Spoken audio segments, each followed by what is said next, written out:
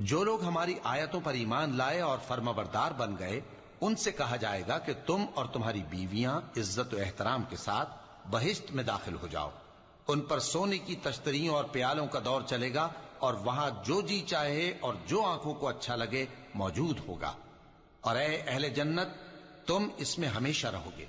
और ये जन्नत जिसके तुम मालिक बना दिए गए हो, तुम्हारे आमाल का सिला है। यहां तुम्हारे लिए बहुत से मेवे हैं जिनको तुम खाओगे, और गुनाहगार यानी कुफ्फार हमेशा दोजख के अजाब में रहेंगे, जो उनसे हल्का न किया जाएगा और वो उसमें नाउम्मीद होकर पड़े रहेंगे। और हमने उन पर जुल्म नहीं किया, बल्कि वही अपने आप पर जुल्म करते थे। और वो पुकारेंगे कि ऐ मालिक, ऐ दोजख के निगरां, तुम्हारा परवरदिगार हमें मौत ही दे दे। वो कहेगा कि तुम हमेशा इसी हालत में रहोगे। हम तुम्हारे पास हक लेकर पहुंचे, लेकिन तुम में से अक्सर हक से नाखुश होते रहे।